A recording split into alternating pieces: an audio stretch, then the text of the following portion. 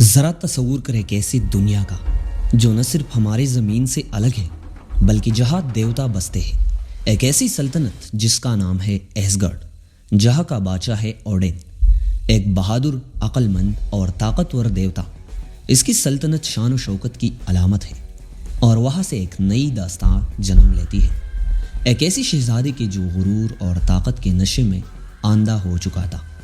کہانی کی شروعات ہوتی ہے زمین سے نہیں بلکہ کائنات کے ایک اور گوشے سے، ایسگرڈ سے۔ اوڈن نے کئی برس پہلے فروسٹ گینز کو شکست دے کر ان کا خزانہ چھین لیا تھا۔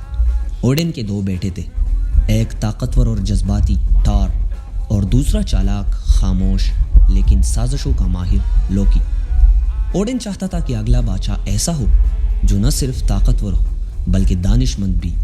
جب ٹار کو تاج پہنانے کی تقریب جاری تھی تو پھر ایک حملہ ہوتا ہے۔ فروسٹ گینز چوری کرنے کی کوشش کرتے ہیں۔ ٹار غصے سے بھرا ہوا ہے، اپنے باپ کی مرضی کے خلاف یخ کی سرزمین پر حملہ کر دیتا ہے۔ یہ حرکت اوڈن کے لیے ناقابل برداشت تھی۔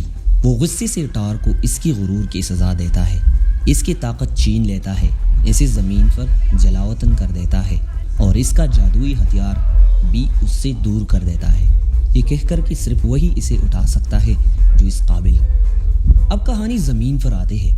ایک سائنسدان جین پوسٹر اس کی ٹیم کے ساتھ نیو میکسیکو میں آسمان سے گرنے والے عجیب مظاہر کا جائزہ لے رہی ہوتی ہے۔ وہاں انہیں ایک پراسرار اجنبی ملتا ہے، بال بکھرے، دھول میں لت پت اور غصے سے بھرپور وہی ٹار کو کچھ سمجھ نہیں آتا۔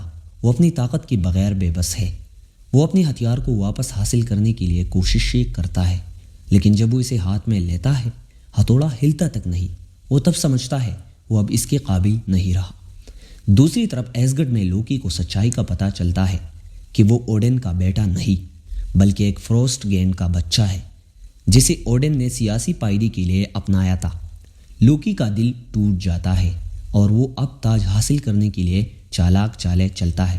اب ٹار کو زمین پر دو راستے نظر آتے ہیں، یا تو وہ اپنی ماضی کی غلطیوں پر پردہ ڈالے یا پھر سچی دل سے خود کو بدل دے۔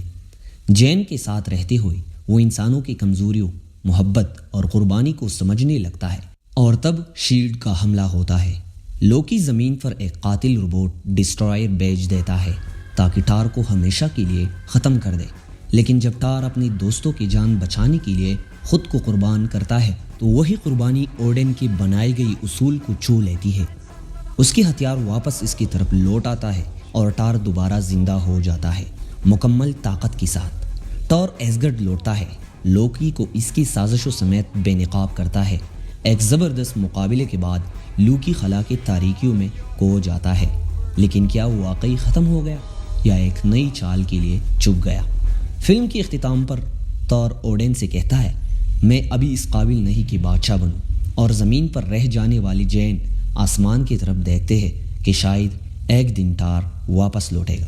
یہ صرف ایک کہانی نہیں، ایک ایسی شخص کا سفر ہے جو طاقتور تو پہلے بھی تھا لیکن عظیم تب بنا جب اس نے سیکھا کہ طاقت کا اصل مطلب قربانی، عاجزی اور دل کی پاکیزگی ہے۔ دوستو، اگر آپ کو یہ ویڈیو پسند آئی ہے تو ضرور لائک کریں اور کمنٹ میں اپنی فیوریٹ مووی کا نام بتا دیں جس کو ہم اگلے ایکسپلین کریں۔ ملتے ہیں نئی ویڈیو میں، تب تک کے لیے اللہ حافظ۔